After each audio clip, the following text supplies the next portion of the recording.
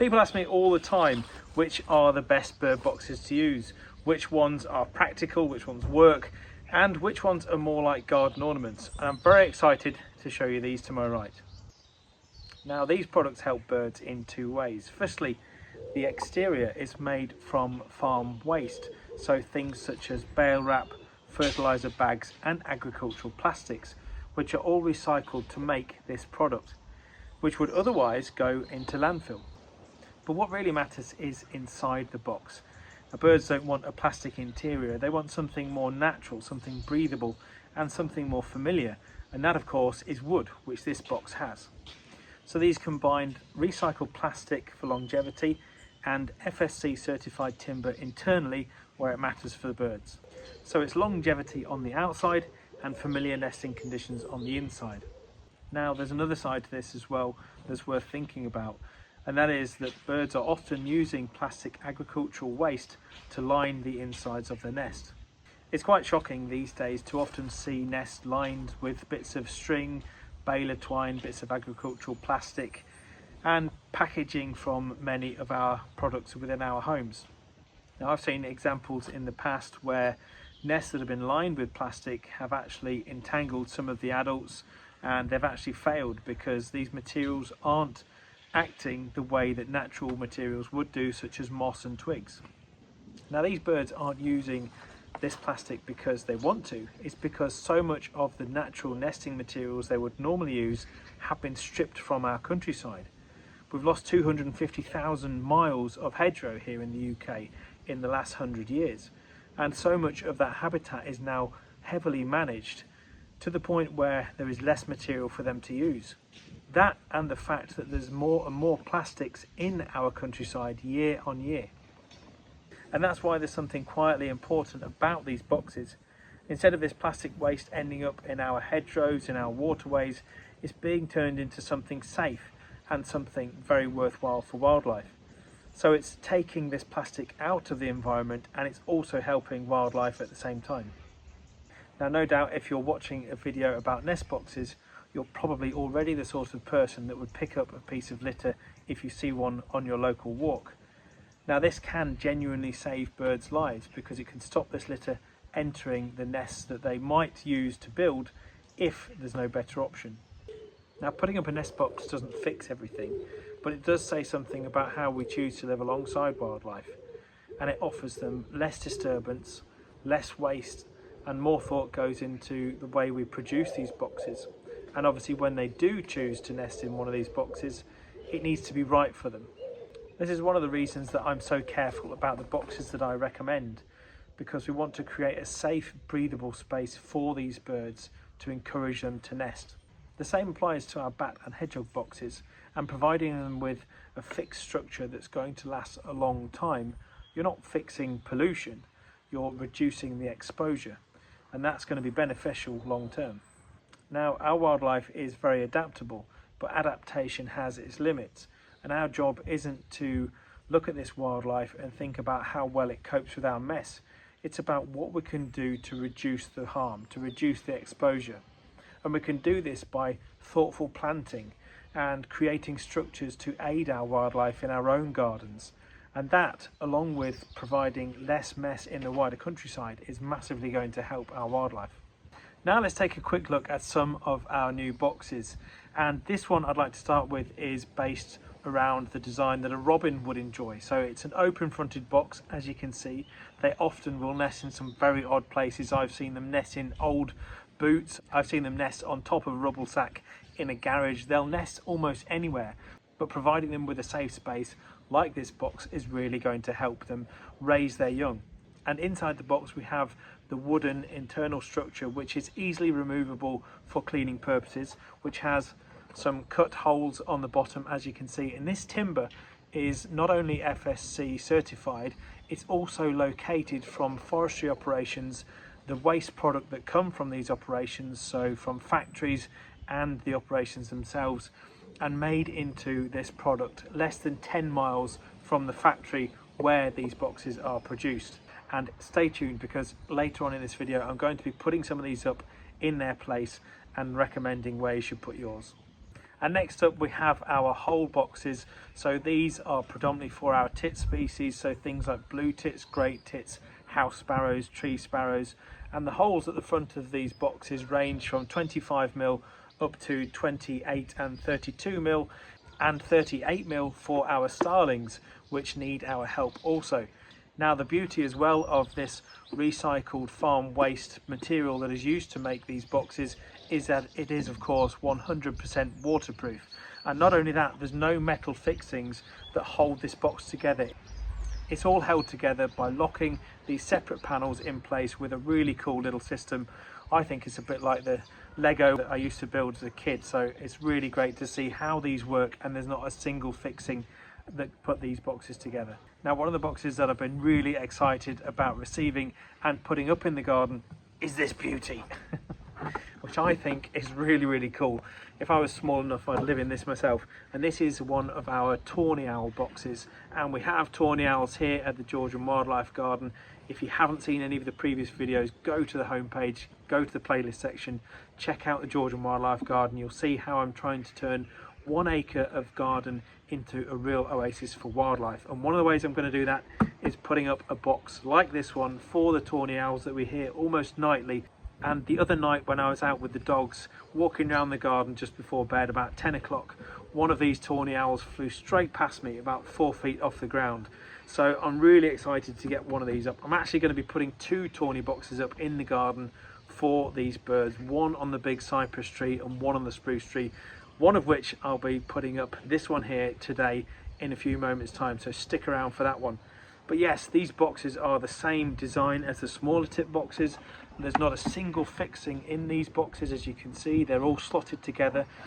They've got 3 pre-drilled holes on the back for hanging on a tree, and they have the timber insert as well inside for the thermal insulation, and they have the drainage holes in the corners, removable base, and the FSC certified timber as well.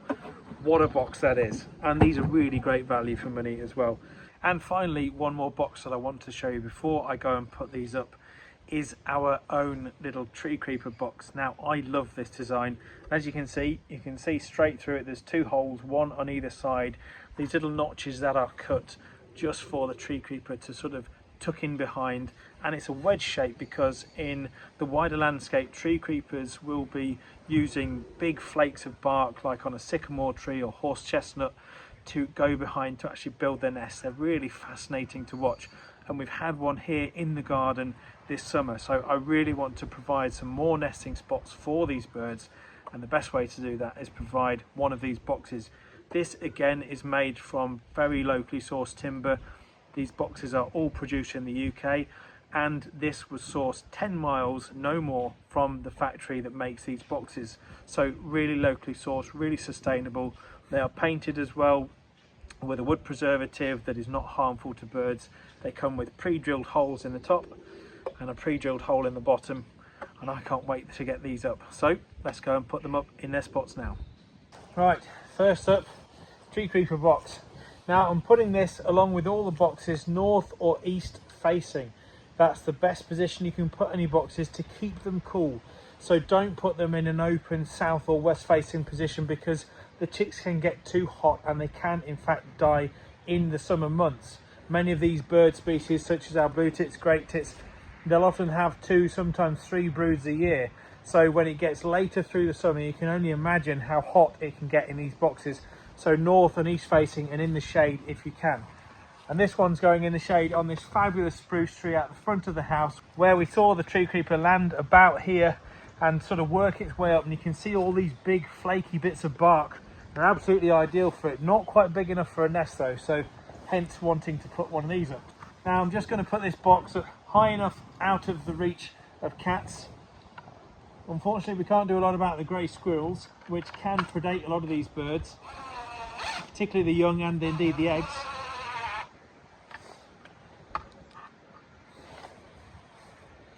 I really hope this gets used.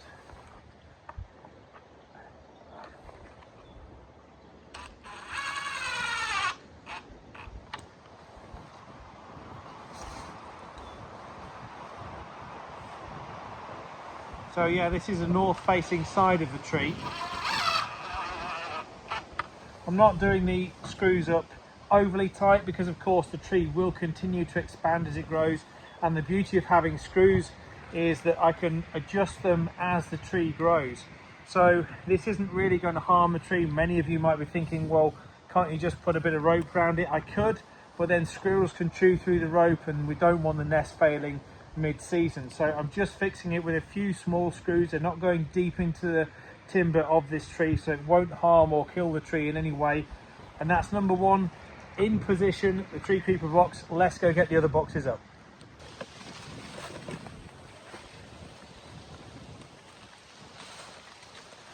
Now this site that I've chosen for the robin is on a rather large conifer tree, but it's got a lot of ivy around it, and robins love this. Robins love to nest in tight little nooks and secluded spaces. So I've put this on the north side of this conifer tree, as you can see, and hopefully the ivy is going to slowly engulf this box. It's obviously a great height that I can still inspect the box when I need to and clean it out, so that's not a problem. Robins will actually nest very low down, so this height indeed here, around about 5 feet, is absolutely fine for them. So let's get it up.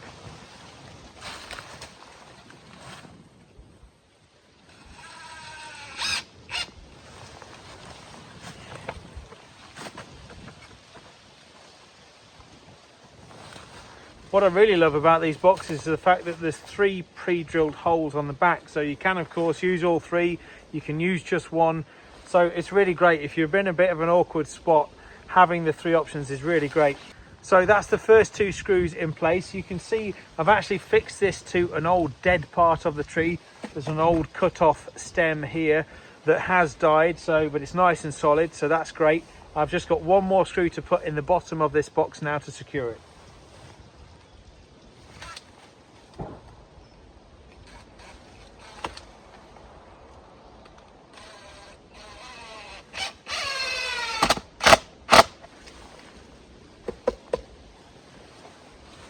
That's fantastic. That's the box now nice and secure.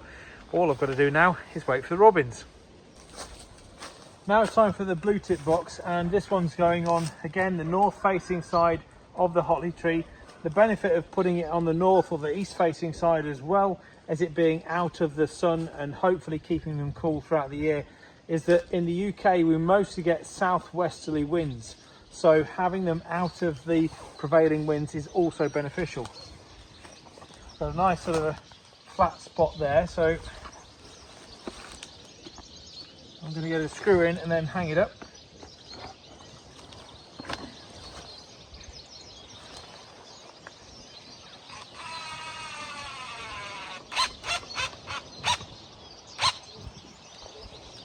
Ideally 6-7 feet off the ground if you can for the tip boxes, higher for the sparrows, higher for the starlings. I'm not going to go through the specifications or requirements of every single bird relating to every single box that we offer in this video, but do drop some comments below if you've got any questions.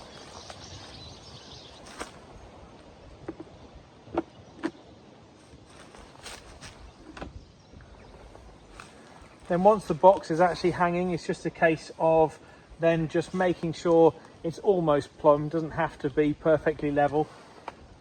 Obviously the holes in nature and in hollow trees aren't always level, so the birds will adapt their nest to the structure itself. And then it's a case of one in the bottom and that's it.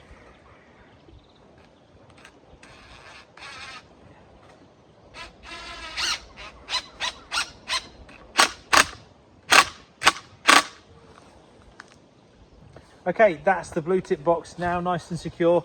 Now time for the one that I've been looking forward to the most, the tawny owl. Let's go get it up.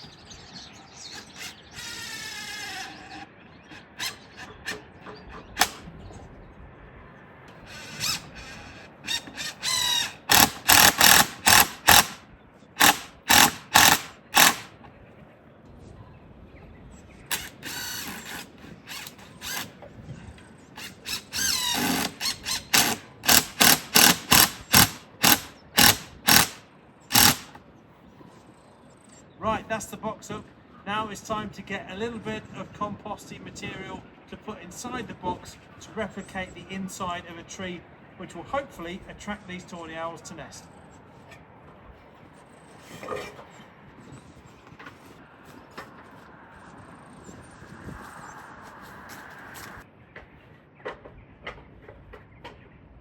So what I've got in this bucket is some well rotted, leafy, composty, woody material, which is of course going to replicate what would naturally be found in the bottom of a hole in a tree. So I'm just going to add that in now.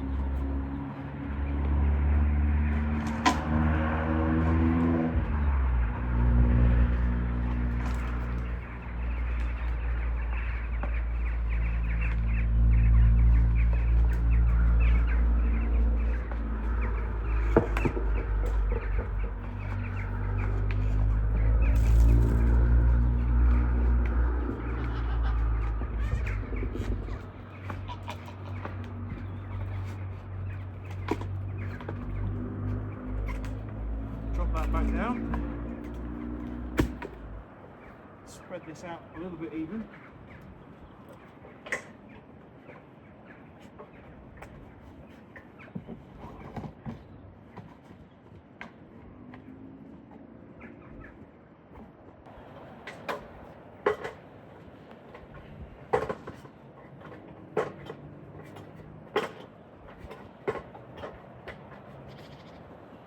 Well, that's the Tawny box now in position, and it's strategically placed because where it is, it's not far from the house and I can actually see it from the bedroom window. So should this box become habited by a pair of tawny owls, it will be quite easily for me to film from a safe distance and bring you guys the footage. And if the tawny owls don't use it, there are a pair of stock doves that nested in one of the dense conifers just round the corner above where I put the robin box.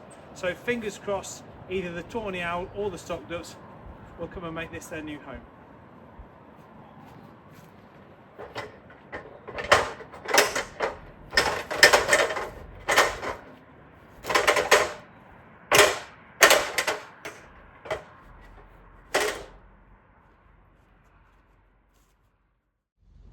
Well, that's the tawny owl, the tree creeper, the blue tit and the robin box all in place. And don't forget to subscribe to the channel if you've enjoyed today's content, because I will be putting up loads more boxes around this 1 acre site. I've got a barn owl, little owl, kestrel, more blue tits, more great tits, and many other boxes, starlings, house sparrow as well. So stay tuned for a video to come on those very shortly. And I hope today has inspired you. I hope it's given you some insight into how we can help our birds, not just our common species as well, some of the lesser common species that you might find in your garden, things like the tree creeper, by creating these habitats. Because so much of this habitat that these birds require to nest has been removed from our landscape over the past 100 years or so. So really, where we can help them, we absolutely should. Obviously, if you want to buy any of the boxes you've seen today, check out the wildyourgarden.com online shop, where we can ship them to you within a very short time frame. And thank you so much for watching. I really hope you've enjoyed today's video. Stay tuned, stay wild, and I'll see you all very soon.